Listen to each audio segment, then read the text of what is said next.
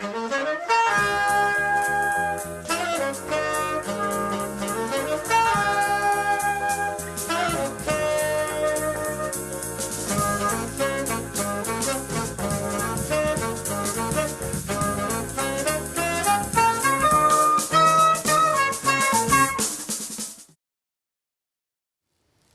to the show. I'm Nick Gromicko. Today we're going to inspect this log home with Kent Shepard of Peak to Prairie Inspection Services. We're at the top of the Rocky Mountains, about 9,000 feet up in beautiful Colorado. It's going to be fun.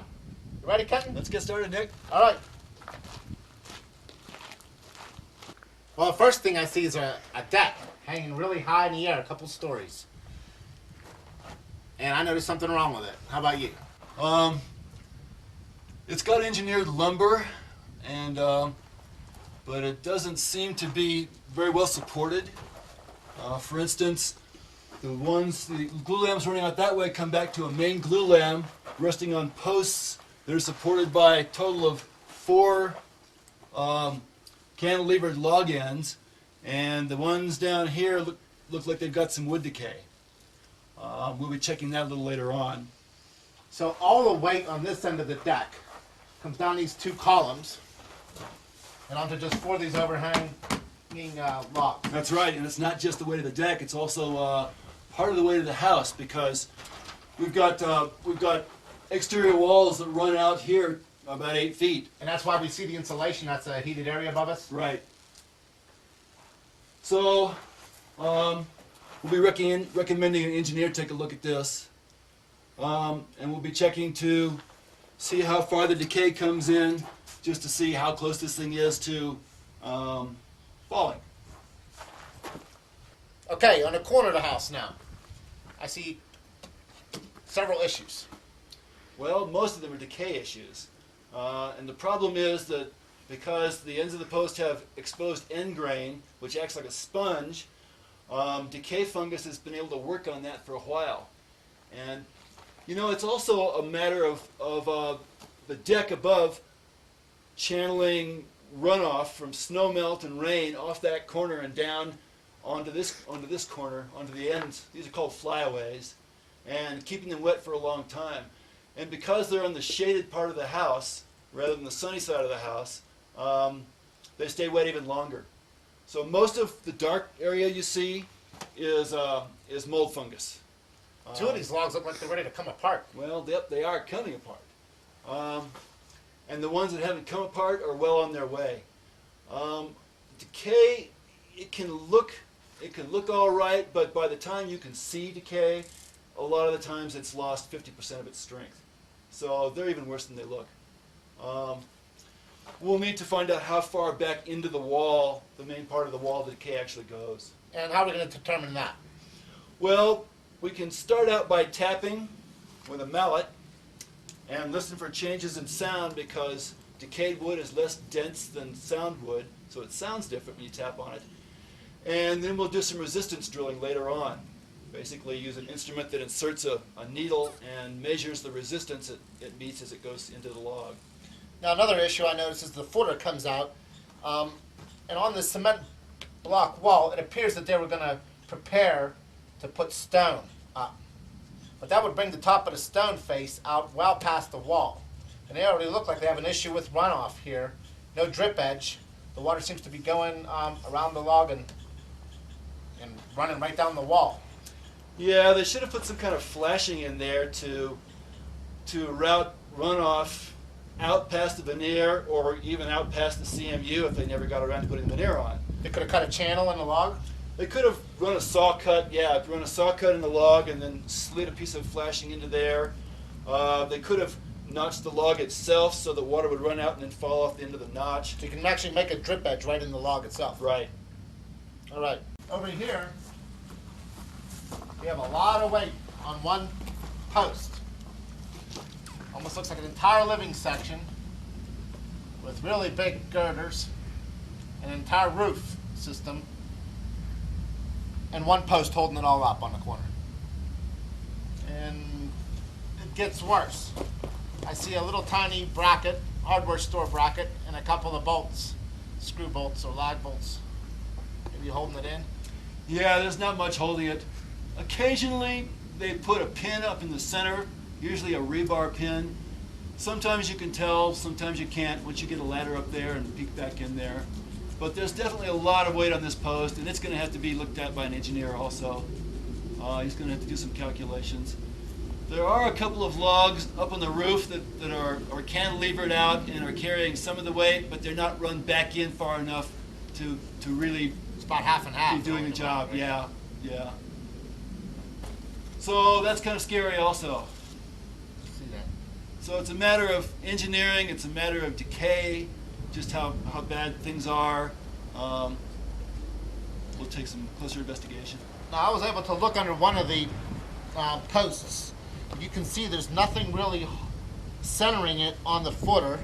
And you can see a footer they poured as if they were going to bring this out even further, and they don't really have a pin in it or anything like that to hold the post. So perhaps this post is just sitting straight on its footer, nothing really holding it on it, and the little lag screws and hardware store bracket holding it up there. That could be a possibility. Yeah, it's a good possibility. I guess it's just the weight of the structure that's keeping the bottom of that post from moving.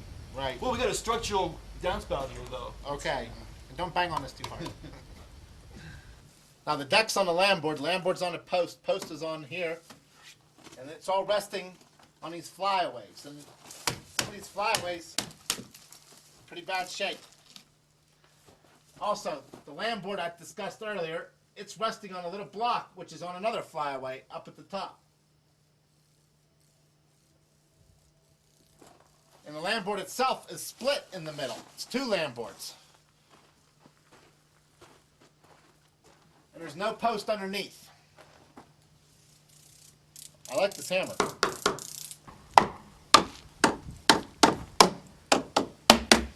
Kenton, I'm liking your little hammer. Can I keep this one? Yeah, you can have it. Mine's bigger than yours. Where's yours? All right, now I see an issue with the lighting. There's no box behind that. No, they just ran wiring right out there, and there's a big check underneath it. It's exposed to weather. Okay. And these that stick out far, they're usually rotted, right? Yeah, it's nice to have big overhangs on log homes because they help protect the logs. This one sticks out so far that you can pretty much expect it to be decayed. All right.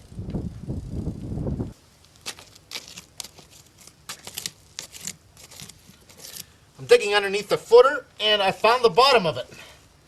It's almost at grade level. My screwdriver is right underneath the whole footer here, as you can see. And we're 9,000 feet up at the top of the Rocky Mountains, so this footer should be a little bit deeper than that. It's probably going to settle. And it has. I have a step crack along the cement block on this side. What do you have here? Something to shoot mountain lines? I did bone density tests with this, Nick. It's got a big needle that comes out of the end there. All right. So that works. It's actually a resistograph. This is for locating and documenting hidden wood decay. And it's got a stylus that marks the resistance it meets as it inserts a needle on waterproof graph paper. We're going to drill right in here where we think there's sound wood so we can set a baseline for the rest of the building. So as the needle spins faster, it means you're hitting rot? Yeah, the needle will speed up as it hits decayed wood because it meets less resistance. Okay.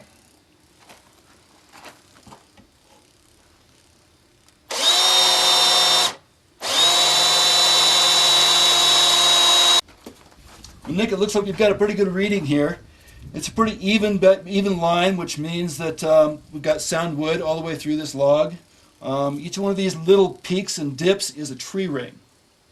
So that's 1 year each.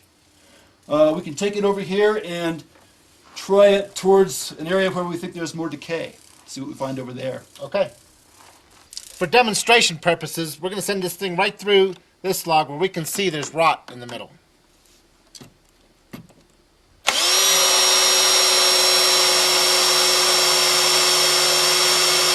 We're backing it out now? Yeah, it's coming out. We got a really good reading too. So in a 12-inch log, we got a shell of sound wood about 3 inches thick. And how do you see that here?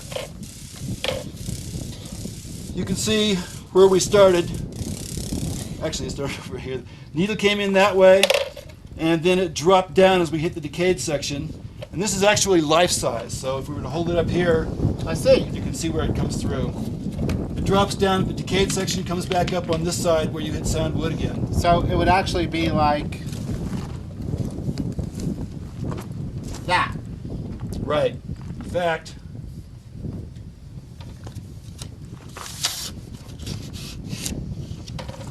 the path of travel is right about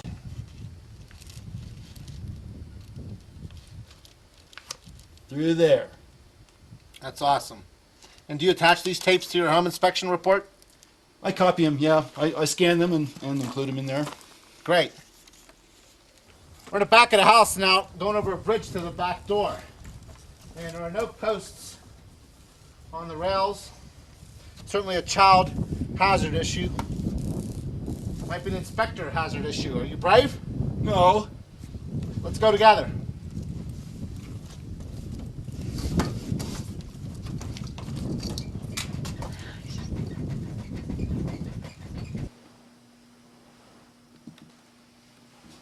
It's a beautiful view, and we're inside right now. But we're not just inside, are we? No, we're floating out over the deck. There's nothing but space beneath us and some really strange engineering. So above the shaky deck, you and I are standing inside, and there's something else above the deck. Yeah, a really heavy stone chimney. And this is on the deck. Right. Wow. It's being supported by that those glue lamps and small posts we saw down below. All right. Little piece of missing towel right here, but also it's a toast up hazard at the kitchen. The guardrail's got a lot of 1970s ambiance, but not exactly safe. And the spaces are larger than they should be, which they should be less than 4 inches. A child could easily crawl through here. So this is not too good. The child can crawl underneath it as well. Yeah. Looks like. Also, a little code violation here. You have to take your hand off the rail at the first step to continue down the steps because of the way it's attached. Also, I love this handrail. Trouble is, it's not grippable for little children. The rail is about 6-7 inches in diameter here, and a little child can't put his hand around and safely negotiate this one long set of stairs with no landing. I don't think it's very safe.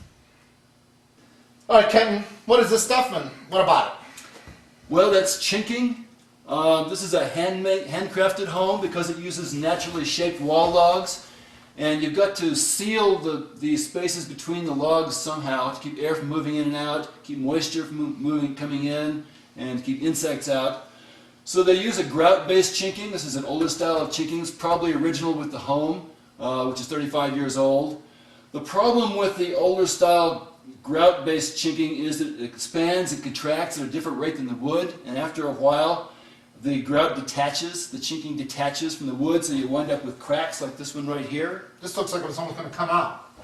It will after a while. It happens more quickly on the outside just because of the greater temperature differentials. But usually it happens over the whole wall side at the same time, and so it can be pretty expensive to replace. So will you note in your report this older style chinking? Yes. Okay. There's an island in the kitchen, but there's no place for a plumbing stack vent to go up through the roof. There should be an air admittance valve beneath the sink so that a siphon isn't created and clogs are avoided as water runs down the waistline. That'll be noted in the report. Earlier I was talking about the ledge that came out on a footer and how they were probably going to put stone up it to cover the cement block. Well, it looks like on one corner they started, but as predicted, they don't know what to do at the top. The water's running down, and no place to go. What do you have there, Kenton? It's a moisture meter. If this were a newer home, we'd be trying to find out whether the logs had finished settling. And that depends on how much moisture's in them, because as they lose moisture, they shrink, the whole house will come down. So, you use the pins on the moisture meter to see how much moisture's left in them. At this point, they're at about 8%, which means they stopped shrinking a long time ago. Basically, the logs need to come into equilibrium with the relative humidity of the home site. In this area, it's about 14%, 12 Pretty to dry 14%. here. Yeah, really dry. In Georgia, it's probably 20%. Okay. All right, so what's wrong with the window? Well, a window is a penetration in the wall. Anywhere you have a penetration, you have the possibility for moisture intrusion, especially in an older building like this. Windowsills in log homes are one place that water can sit and cause decay, so you always want to look along the windowsill. You want to look and look around the window bucks, which are the framing around the window, and make sure that they're well sealed all the way around. You want to look on top of the window bucks to make sure that there's no place for water to sit and activate decay fungus. They're just a really, really great place for decay to get started. Same thing with doors, actually. You want to look on top of the door and around the door and make sure it's well sealed. Well, this appears to be a pretty unique roof. They're 3-foot-long metal shingles with granules bonded to them. They're actually in really good shape. Not very many granules missing. Not very many shingles missing, considering the high winds that get out here. I've just never seen it before here or anywhere else. Well, here's the skylight over the living room, and it's still in pretty good shape. It looks like the seals are holding up. Got plenty of bees there. There are actually 2 skylights up here. The other one's broken, and they found a different way to fix it. That's a piece of rolled roofing with aluminum tape. But we didn't see any water stains in the living room, so it appears to be working. It's just not letting much light through. Well, the view from up on top of this log home is incredible. That's the Continental Divide right across there, just a few miles away. There are probably 10,000 elk between us and the divide.